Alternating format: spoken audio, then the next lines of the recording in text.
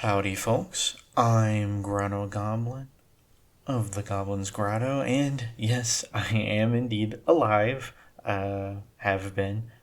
Just had a lot going on, but we're not going to dwell on that because there's a new Kickstarter on the scene. The Dungeons and Lasers 5 World of Duselair? 5e. Yeah, it's 5e compatible because they're just minis mostly. Although there are going to be some books coming with this too. This is going to be a great supplement if you've had any experience with the Dungeons and Lasers Kickstarters in the past. They offer a wide range of terrain options and in this case minis to fit in a variety of tabletop RPG settings at a roughly 28mm scale.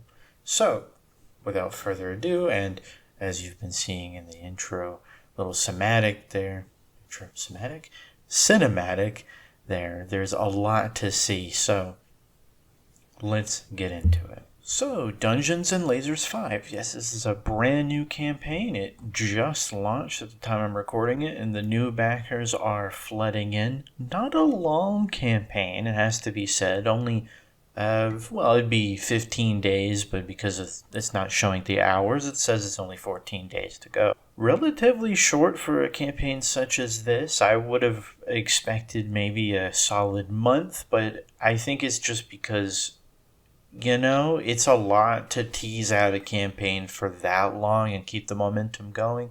And everybody knows that most campaigns, especially campaigns like this, fulfill most of their big goals in the last 48 hours. So the sooner you can get to those 48 hours, the better idea you have of what actually this campaign will be able to accomplish and entail.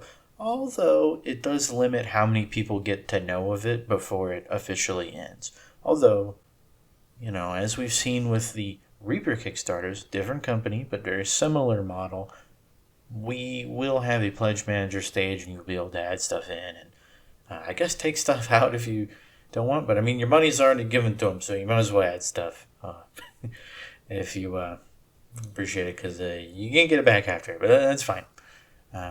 But why would you? This stuff looks pretty good. But anyway, let's get into what all is on offer in Dungeons and Lasers 5. So if you go to this Kickstarter page, you can see that Archon Studios has a lengthy Q&A live stream session here. I recommend checking it out if you want a lot of insight from the actual creators and the people involved in the company management side of things. But it is a bit long, and in lieu of summarizing it and all that, I'm just going to show you what's on offer and give sort of my impressions on it. I have seen a preview page of this, but I haven't seen the now final state of it until now with you all. So let's give it a look. All right, before we get into the meat and potatoes of the Kickstarter, it is good to point out that there will be some stretch goals. So there is an incentive for getting new people to back it.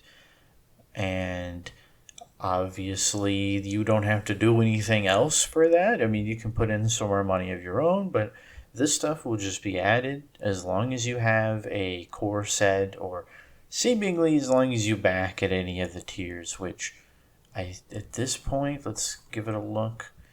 There's only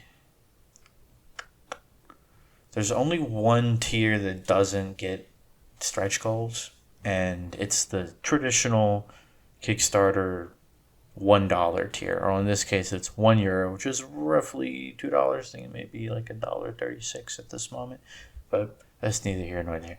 Anyway, looking at the stretch goals, which there's actually two types in this campaign. You have regular stretch goals and super stretch goals.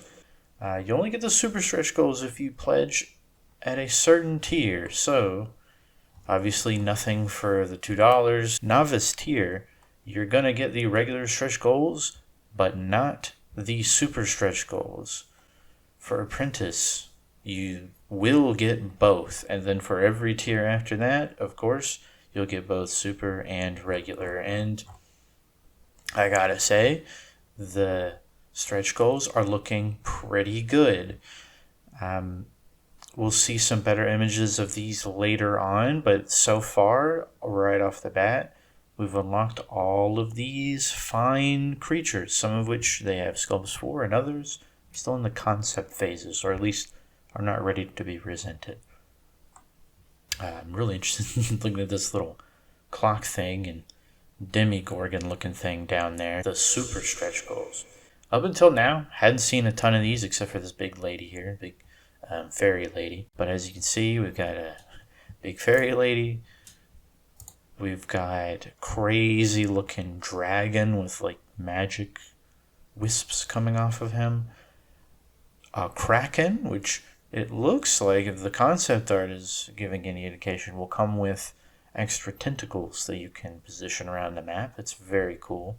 And then a skyship that kind of reminds me of like a heavy metal version of maybe the ones you would see in like Avatar: The Last Airbender, although this looks detached. It's obviously much smaller, but if you can fit what looks like 6 medium-sized minis on there, that's pretty decently sizable.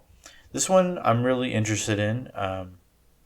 Of the 4 super stretch goals, it's the one that's not actually a creature.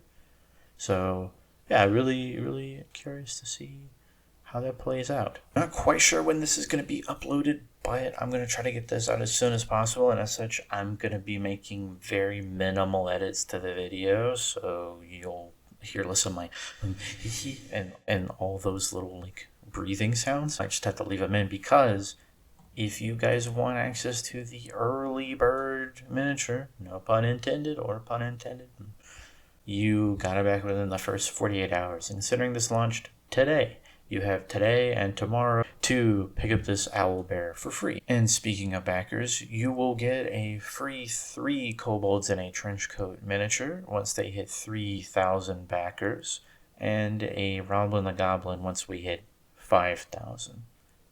The kobolds in the trench coat, classic little goofy D&D fantasy mini. Roblin the Goblin, looking very suave this time around. He's usually a little more cartoony in the previous campaigns. Maybe that was him younger, and this is him more grown up. He's robbed a lot more people, and I guess he's gotten all the wealthier from it.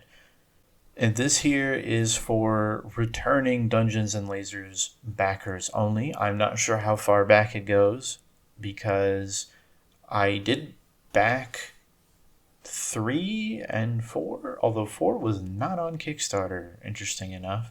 So I don't know how they'll figure this one out, but it looks like you get one of these, and this is a really neat, at least concept art wise, beholder looking mini.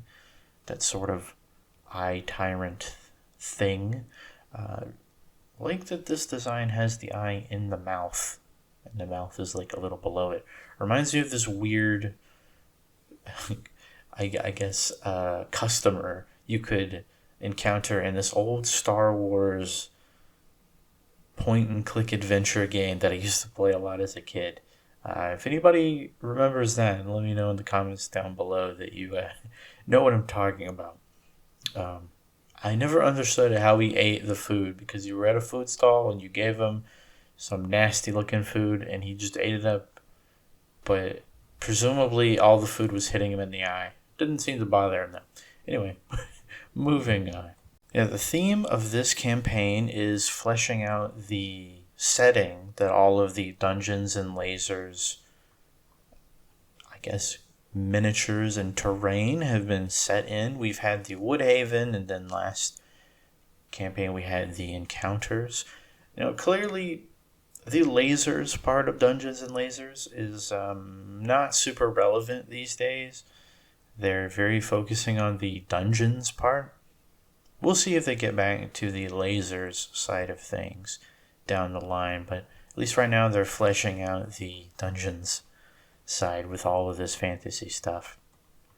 And to be fair, fantasy is a big market. You can have a lot of plug and play with the miniatures there, but lasers, a little harder just because it's a little more niche in terms of source books and rule books just to know what you're even supposed to do in the campaign.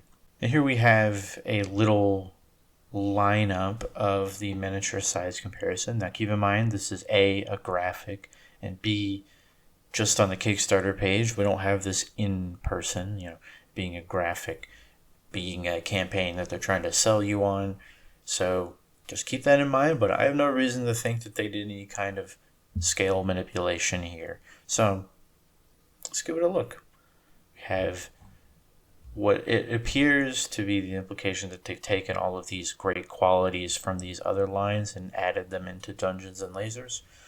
I will say, having received some of their products in the past, the miniatures are really great quality detail-wise. Sometimes they can be a little brittle, and I have received some multi-part miniatures from them in the past. I might show them off in a video down the line. As you can see, multi-parts are back, and they are making quite a notable impression on this campaign, as they have a full explainer here, and as we will see, they will have multiple multi-part minis, which, for the record, the way that they do this is you'll have enough bodies to make roughly all of the combinations. You might have them leftovers, though, but you, at least in stuff like these heads, you can just use the leftovers as like decapitated people. Just put the heads on some terrain somewhere, or put them on little toothpicks. Those are heads on spikes. And just make your own really quick terrain. Another thing that I will discuss once I get around to the old Kickstarters is that the bases of these minis are usually separated, so you'll have to kind of glue them on any base you choose, but sometimes it is a little bit of a hassle. Although it's really nice to be able to choose your story with some of these minis, but it can be a little finicky with certain feet. Alright, the core set, roughly $97, comes with the regular stretch goals. Here you can see they have it broken down by the, groups, the nations, the factions in the setting. But you can take these and put them into any D&D setting you want, or Pathfinder setting, or whatever fantasy setting you want. They're just miniatures. But there is a book that's going to come with this that details the stat blocks and the stories of the minis. So you'll have that, and it's supposed to be 5e compatible, so at least for 5e or 1 D&D, I guess, you'll be able to use these minis, plug and play, with their associated stats and abilities. But let's get a look.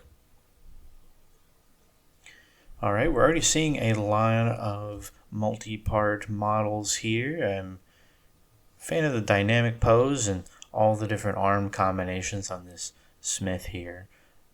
Really some neat stuff. Interesting implications for the Fortress of Dragsa and how they have a Rakshasa in their ranks. I'm looking, and I don't think that's like the Rakshasa hand orientation for 5e, so probably more of just a name usage, and it's just a catfolk person, so you can just borrow that and use it as any kind of cat person. But a Rakshasa, yeah, I don't think anybody's going to care that much about the fingers being the wrong way on your mini, but it's not technically a Rakshasa mini.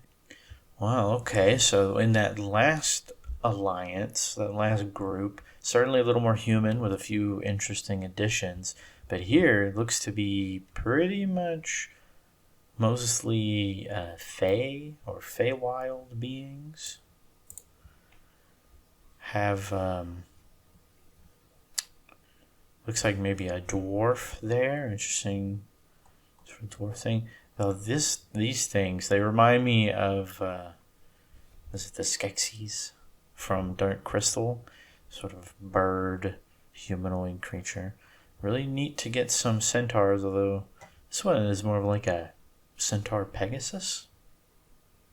Interesting. the Disciples of Chaos. All right, now, so you can start to see the very notable inspiration from like a Warhammer type setting, specifically the fantasy side of Warhammer. Really cool looking stuff here. This lady we saw earlier in the size comparison, I think she just has like a dragon hanging out behind her. That's kind of neat. Interesting wizard familiar situation there. I don't know how useful it will be as a player character because like pseudo dragons, typically stuff like that, not very big, not meant to break the game because of its size. But yeah, it's very cool. And so are all these little minions. They're close up. Most of these do look like stuff you could probably plug in as various little enemies, and then add this stuff right here. Maybe that could be a cloaker of some kind. This biblically accurate angel-looking thing. Who knows what that would be for a 5e player. Alright, so that's the core set, but moving on, we have plenty of add-ons, and these come in a few types of add-ons. Of course, they're going to be bringing back some of the old stuff, which we'll just scroll by later, but right now, these are the new things. These are what the campaign is really selling, and for about 59 euros, so add like roughly $10 something like that to this, and they're all this price, these sets of the like player character and NPC minis, and this one in particular is of Sea and Thunder, so it's a little more piratey themed. It's like the core set is going to be broken into faction minis, so you can get all the sets to sort of complete the general roster of all these factions. Very interesting little selection here. It'd be really neat to play as this sky pirate here with this cannon over his shoulder. You can see the cannonballs rolling around by his feet. That's a nice touch. I wonder if he has it working because that a little Fallout 4 vibes, just launching cannonballs at your enemies just over your shoulder. It's really neat. I mean, most people probably couldn't do it, but he's walking around with a full metal anchor in the other hand and a cannon on his shoulder. I think he has the strength to do it.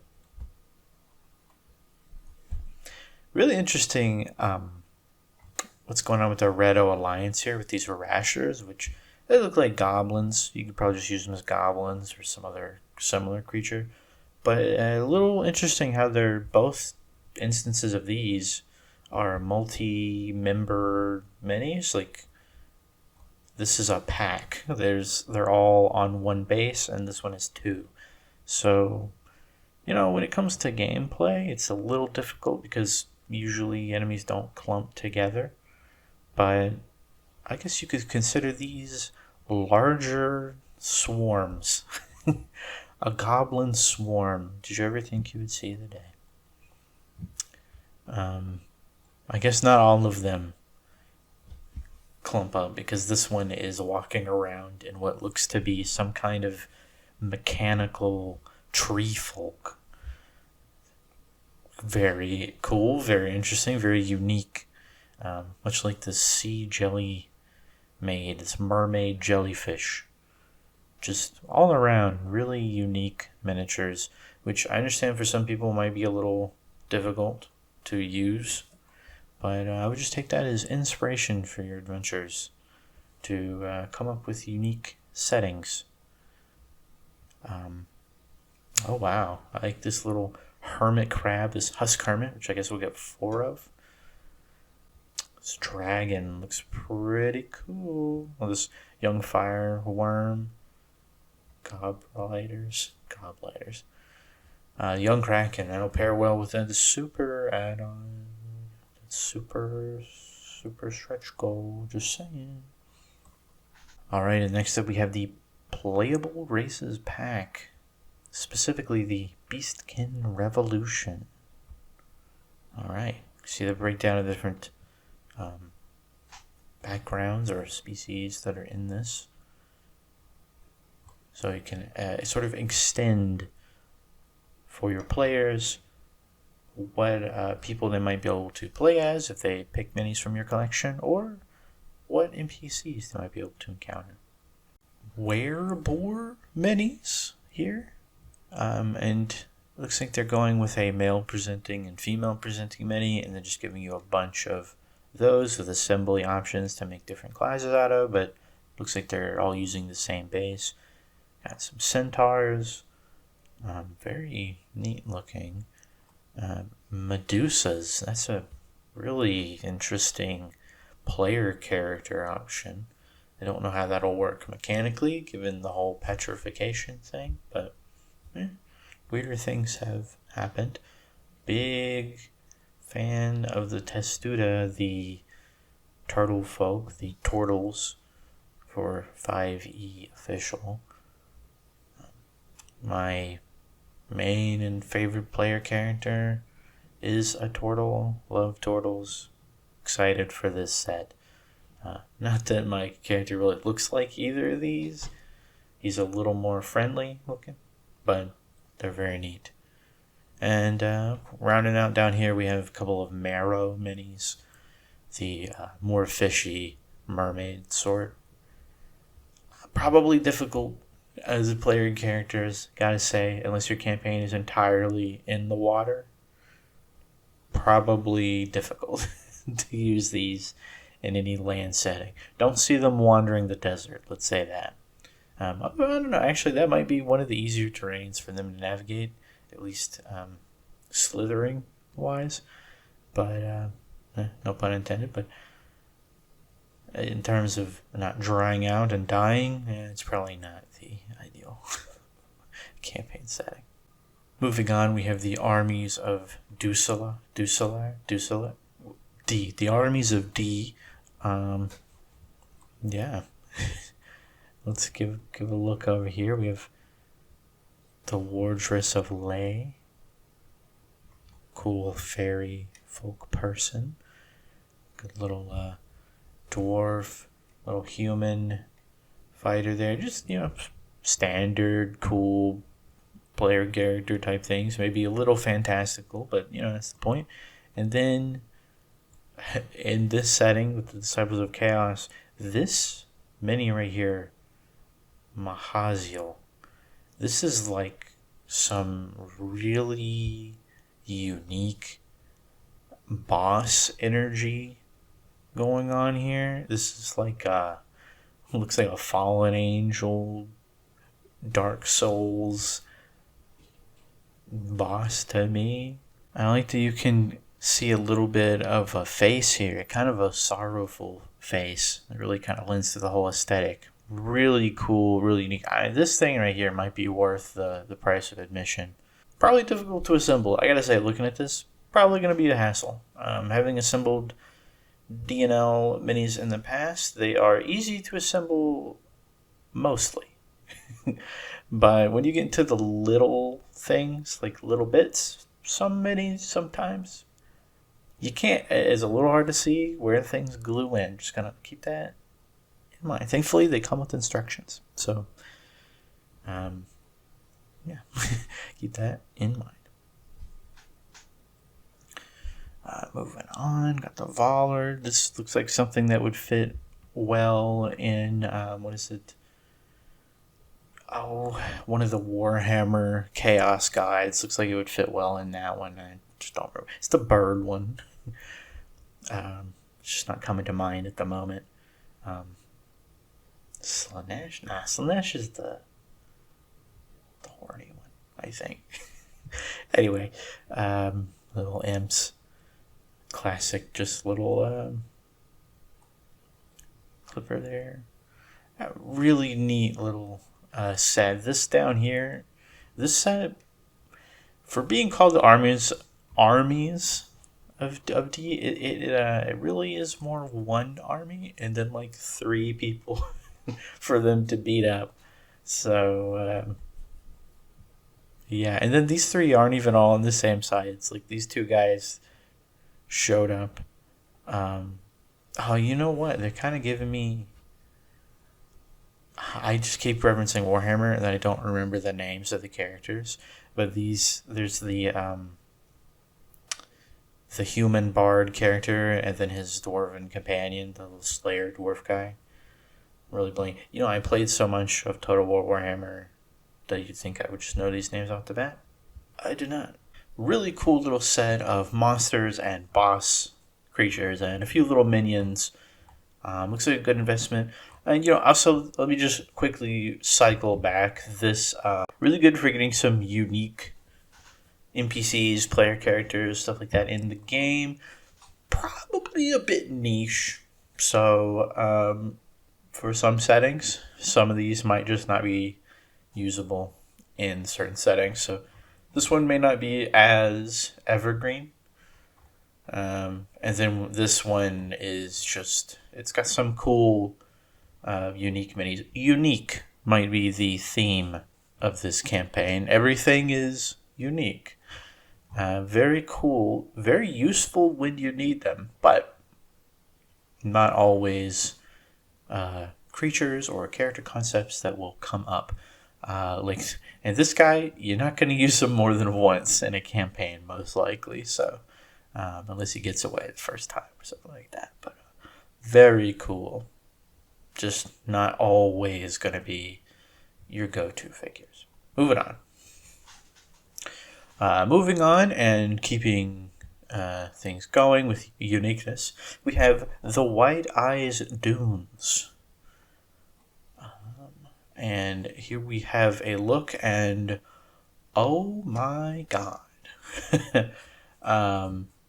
I mean, first things first, the Sandworm. This is fantastic. You don't have to paint this to be desert themed. It could be a purple worm or whatever other kind of worm you want. But at any rate, it is huge. Well, at least it seems like it'll be huge. We'll see what it looks like on the table. It's only 50 millimeters. That's pretty decently sized, but I think they're measuring the base. The height and the scale is a whole other thing. I'm putting this in the large, huge range easily, but what it would actually boil down to, who knows? Looks really cool. Definitely the keystone mini for this set. And then, of course, we have the other ones coming in to continue the theming. Soup, really great little Sphinx character. And then some mummies. This is going to pair well. These mummies and sort of Egyptian-inspired figures going to pair really well with the Lost Tombs of Akir from the Bones campaign, the Bones 6 Kickstarter. You can check some videos about that out on my channel, and the campaign is still open at the time I'm recording, so you can go add that in, whether you're a late pledge or a previous backer of that campaign, so you can double these up and just extend the play for your Egyptian setting. They even have some scared folk in here. That's just kind of neat. Although, just kind of looking at it, it doesn't, not the same vibe. It'd be like a different species because the bone scared folk are little squat guys, and this looks like a tall humanoid. But hey, maybe it's the difference between like dwarves and elves. These are the elves of the scarab world. Who knows? And all right, we've covered a lot of the main minis sets from this campaign, and now we're getting to the more smaller scale things with legacy add-ons, things like that. But before we go, one thing, got to point out that this campaign is raising funds to facilitate the creation of these two books. The hardcover books, by the way, which is really nice. I love a good hardcover tome. In this case, it'll be the Bestiary and the RPG campaign. So this will be everything, allegedly, that you'll need to run a game in this setting. Not necessarily a module, but the basics. And then the Bestiary books. You have all the stat blocks for the various creatures and things that you'll encounter in this A little set, as noted by the bestiary. Bestiary. I just realized it says bestiary. Been saying bestiary this whole time. Bestiary. Bestiary. Lord Boulder is available for €15. So if for some reason you didn't get it because you weren't a returning backer, you just pick them up for $15. It looks like it's going to be a large mini, if I had to guess. And for $15, that's a pretty normal price. Well, €15. It'll be more in US dollars. Yeah, if you go into a hobby shop, you're probably going to find WizKid minis for about the same price. You'll find some that are smaller for the same price, actually. Not the hobby shop's fault. It's just the pricing that WizKids demands. Anyway, moving on. Looks like we're going to be getting some more bases. And these are some... I'm looking really close with my eagle eyes, through my prescription lenses, of course, and seeing some bases that I'm not familiar with. So I think maybe there's some new bases here. That's nice to see. And it looks like, or new to me, maybe. Anyway, cool little bases here. I like this one with a skeleton. Looks like this one has some water in it. This one, a little wooden setting there. Some ruins and stone. Fancy flooring. Yeah, so you can really pick and choose with some of the minis of wood bases you want them on. And you have different sizes. Looks pretty good. I'm looking forward to... Well, I don't know if I'll pick up this add-on, but if I do, I will show off what it has. And speaking of all the legacy things and things from previous Kickstarters, now we're getting to the legacy add-ons. So these are things that the company has produced in previous campaigns, which are being made available again through this one, in case you missed those previous campaigns, which makes sense if you missed 4 because it wasn't on Kickstarter. So if you weren't following Archon and their socials and you didn't back the previous campaign and thus didn't get the notifications that they were doing something on a different platform, you might have missed this. But thankfully, that campaign was successful. The molds were made, and they're just re-releasing them. And these, when you see this little symbol, are rapid shipping items, which means they will get shipped to you before the fulfillment on the Kickstarter things begins. So since these are already ready to go, the molds are done, these are basically just bonuses to raise funds for this campaign. You'll get them in some reasonable time frame, I'm sure. Depends on shipping. And we all know how that is in these times. But yeah, anyway. The Land of Giants. I'm going to actually be reviewing these sets. I think I really am. I have them all from the previous campaign.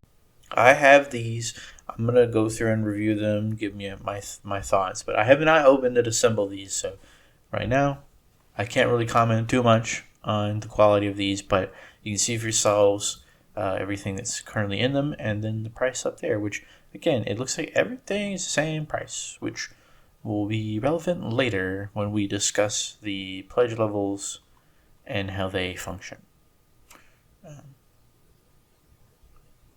But yeah, little terrain set. So Dungeons and Lasers is mostly known for their terrain.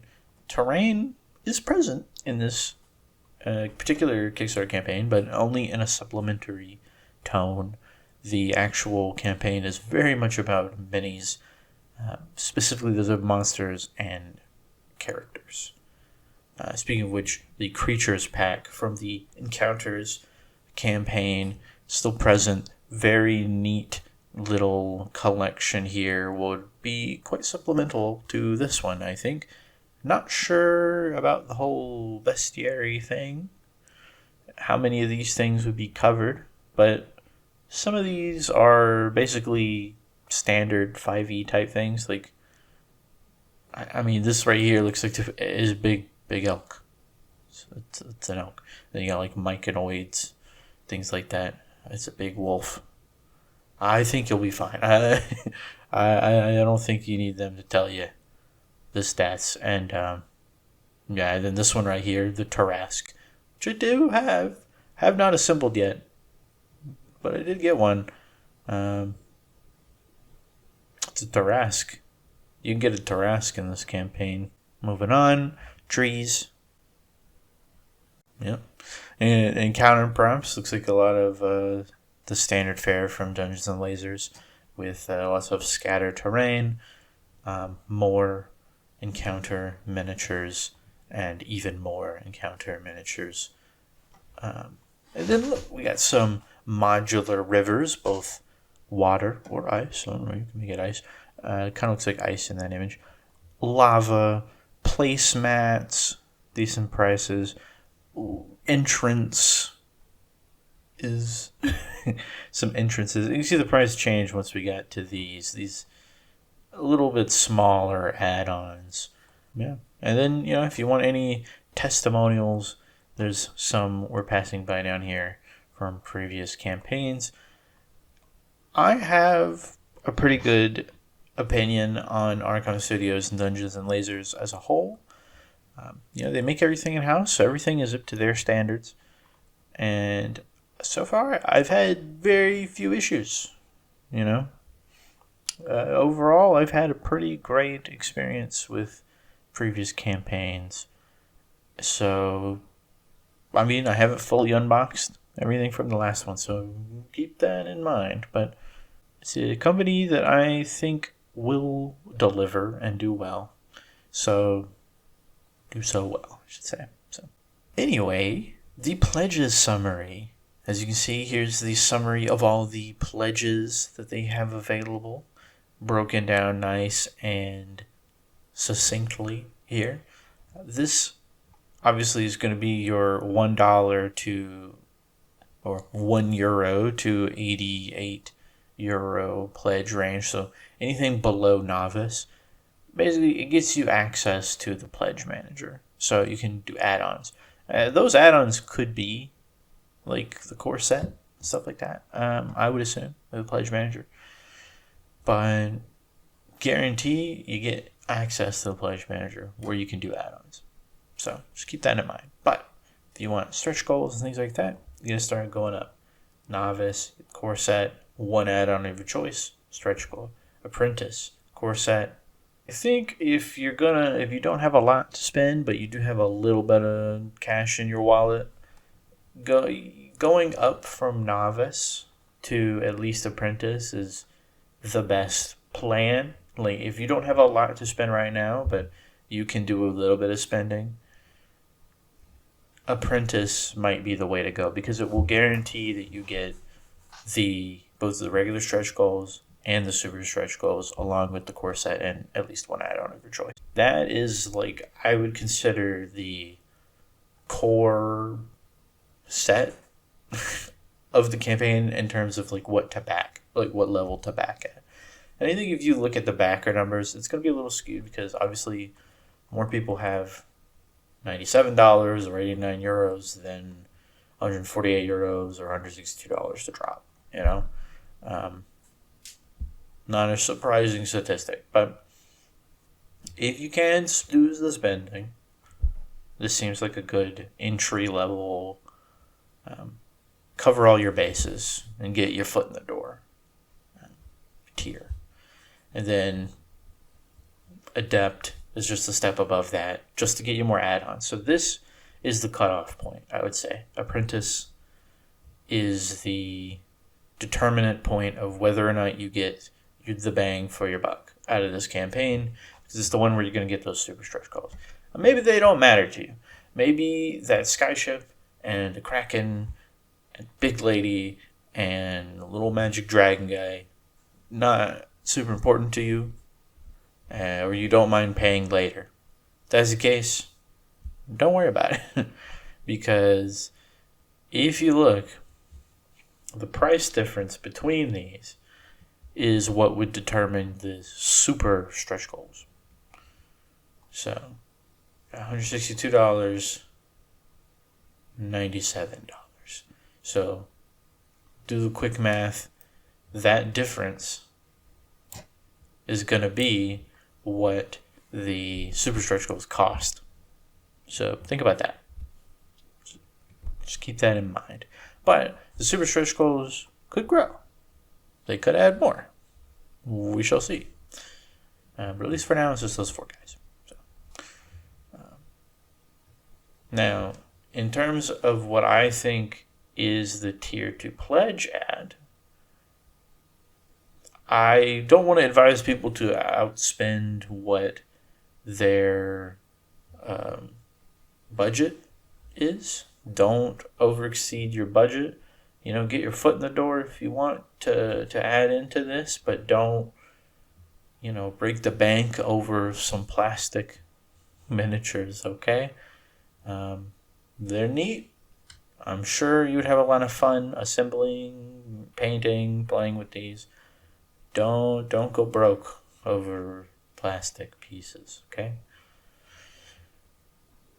But if you have a little bit of spending, I think these next 2 tiers are going to be the ones to really cover all your bases. Adept, we can see over here, is getting 3 add-ons. Now, there are more than 3 sets added in this campaign. So you may have contributed to the past ones and saw those legacy sets. Not super interesting to you. But the Adept set, we can scroll down here and kind of get a look at what they actually show in a visual format here. The Adept set is going to get you 3 add-ons of your choice.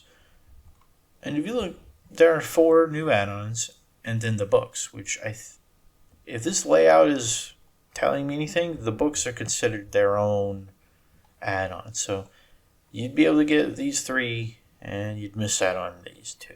Or these 3, miss out on those 2. If you really want the books, you get the books in any 2 of those. So this is a good one if maybe some of these don't interest you, or you don't want the books and you just want minis. Maybe you just want the dunes, the armies, and playable races. And if that's good for you, this is the perfect set for you, because you're going to get that. You'll be able to get the PDFs of the books and all the stretch goals. It's perfect. And if you do that soon, like today, tomorrow, I'm going to put this up as soon as I'm done editing it, because I don't want people to miss out. I want people to have as much time as possible. If this is how they're hearing about this campaign, to go pledge, so you can get that out there. But if you want to get these, if you just want 3, this is the tier 2 back at, I would say. And of course, those 3 add-ons can be any of this list. So if this new stuff isn't interesting you, you can get one of these, or all 3 of these, or mix and match as you please. Moving on, though, the Acolyte. If you have the cash, the Acolyte's probably the best value. If I scroll up here, it's no longer order. That's what I'm currently pegged in for myself. We'll see what I end up on. I may not even stay at this level. We'll see. We'll see. Pledges are not final till the Kickstarter closes. So keep that in mind. But the Acolyte is the one that will cover as much as possible. And since I kind of want to review all these sets, I want to get all of the new sets.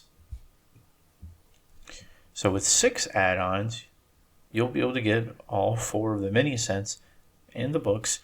But then interestingly, you'll have a slot open. Now, I did participate in the previous campaigns, but I wouldn't mind a duplicate of some of these. Like, for instance, the trees, or this little wooden setting here. Woodland setting here. The Land of Giants and Ruins. These would be great things to have for your terrain, and things like the Swamp of Doom. It's like they come with placemats. So like these ones you'll get placemats with. You'll get everything you'll need for like a little battlefield. That sounds like a pretty good deal. You could even get, hey, if you didn't participate in the last one, you missed out on the Tarrasque, you can get the Tarrasque as your 6th add-on here. That's a pretty good deal. Now, granted, it's almost $300, and after shipping, it's definitely going to be over $300. So, you got to determine whether or not this is worth it. But the core set, 6 add-ons, take your pick. And hey, maybe you just want all of these and then another one of those, or another one of these. That works just fine. So, the beautiful thing about this being a you choose is that you can choose how many of whatever you want can fill in here. But this is the best tier, I would say, for getting everything on a base level out of this campaign. If you don't really want duplicates, or maybe you want one set to be doubled, this is the one to get. The final tier, and this is where things go a little off the rails. The final tier is the Games Master. You get, in this one, the core set, 10 add-on choices, and a Tarrasque, which I'm looking... whoever did the graphic here, they actually doubled the... This is 2 Tarrasques, they're merging together, or they're like splitting like a cell. Dividing. Maybe Tarrasques reproduced by budding, or like cell division. We'll have to see. You don't get 2 Tarrasques, so. But I will say, in place of the Tarrasque, if you don't want the Tarrasque, you can get another add-on. So you can actually get 11 add-on choices. By default, the Tarrasque is one of them, but you can swap it out for a different add-on. But yeah, this is a lot. And it's for a lot. Like, that's not a small amount of money. It's a good chunk of change. But if you pledge for this tier, you would get all of these, and then you can pick up some legacy add-ons. So if you missed the last campaign, this might be the perfect tier for you. But it's going to cost some money. Yeah, you will get the super stretch goals. So the super stretch goals and the stretch goals will be yours at this tier. So just keep that in mind. That this is the all-in. Not even all-in. This is all-in and then some, because you can add some other stuff. I will say, if you just want the Tarrasque and you want everything new, there is no... And listen, I want this campaign to succeed, and I want as many people to back it as possible. I want as much money raised for it as possible, because obviously I'm in it, and I want all of the cool stuff. So I'm fully incentivized, just in a selfish perspective, to be like, hey, put it as much as possible. But also, I know what it's like to be broke.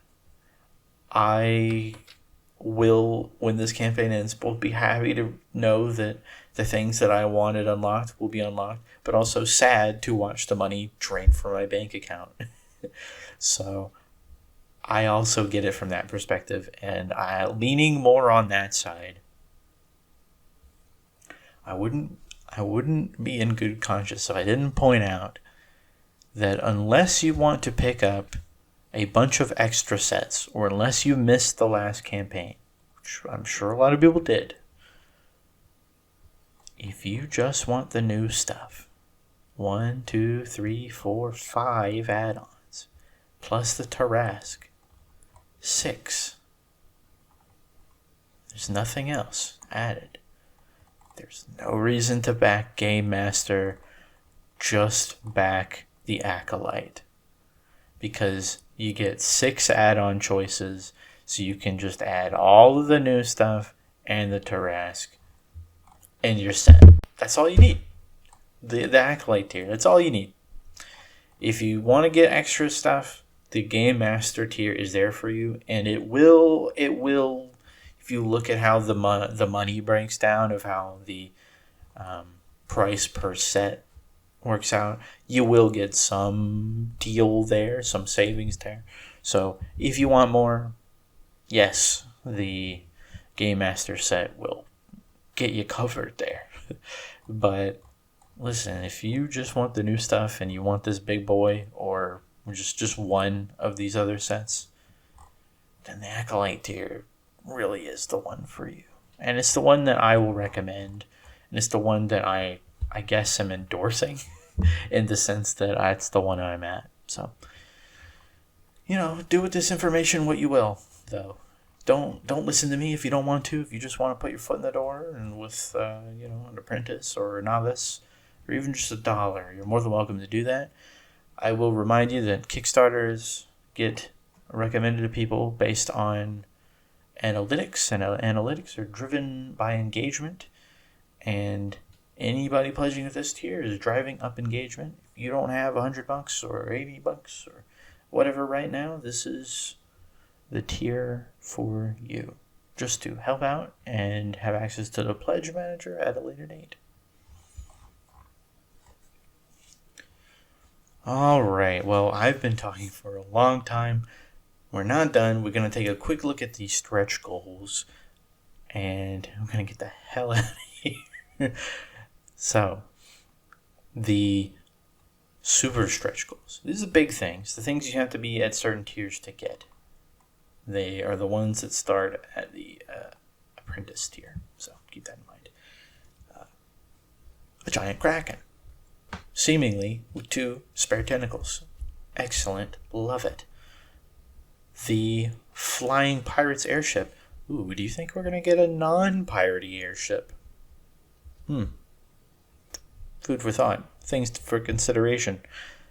Can comfortably sit 6 miniatures?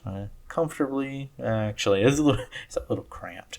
This is not a skyship necessarily carrying cargo. It's definitely a local transport skyship. A warship. For boarding and things like that. But yeah. Really cool. A mimic dragon? Okay. So the magic-y looking dragon is a tree thing. Not real dragon. It's like a woodland creature that's formed into a dragon. That's pretty cool. A wooden dragon. Interesting how that will work. Is that a person that it has in its hand? Oh wow. Okay. Getting a better view once it's all things like that. Draxa will never fall. The Undying Queen, an arm. Very interesting. I saw some minis that were like soldiers for the Undying Queen, and I guess this is her. So you get the head of state for whatever organization that is. Pretty cool. Big lady. Anyway, the regular stretch goals. These are the ones that everybody gets if you pledge into a tier that gets stretch goals. Really cool little golem here, treasure protector.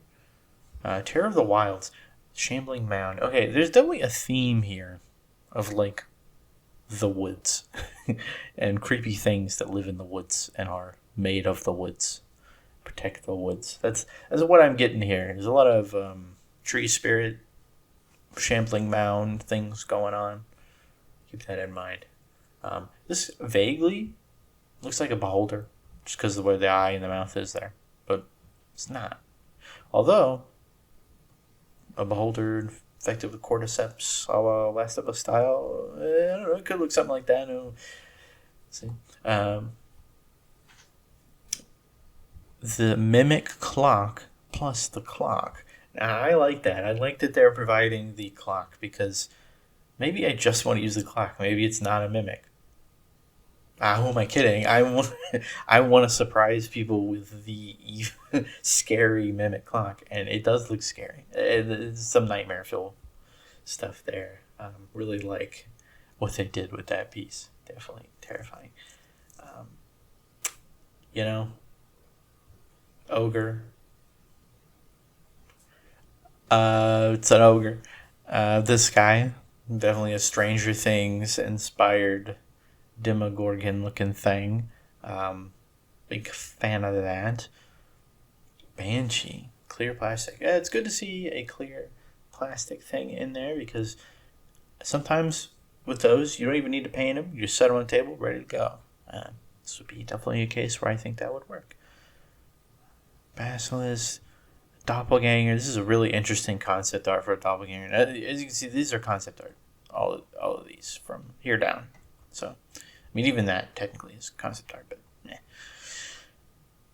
these may not look quite like what we're seeing here, but I would be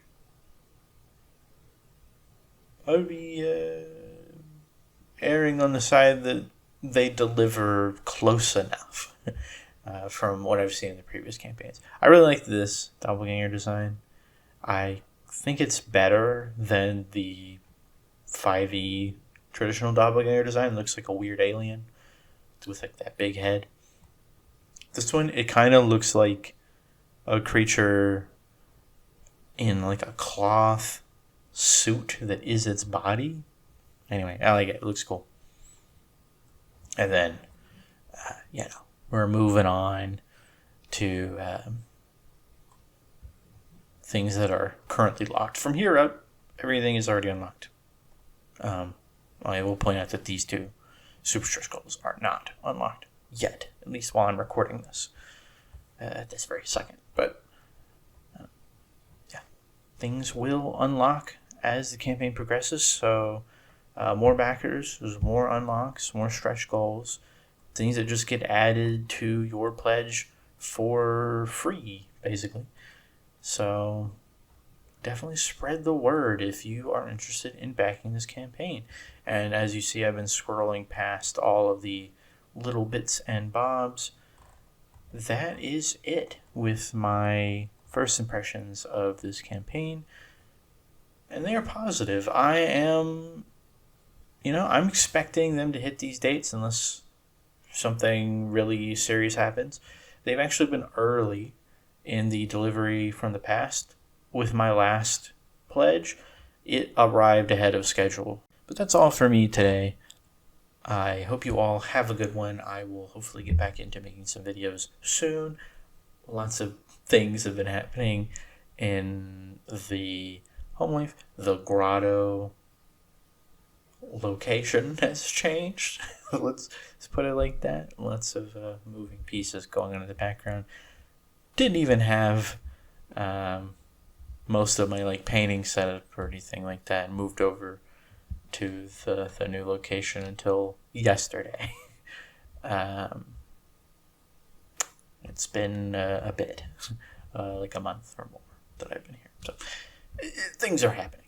Things are happening behind the scenes. So sorry for the delay. I'm not dead. This is not an AI voice. I would never use such a thing. But I've been GrottoGoblin. You've been you, and thank you so much for watching. If you want to follow me, support me, check out what I've got going on, you can follow me on the socials at GrottoGoblin on Twitter. You can check me out on Ko-fi or Coffee, Kofi.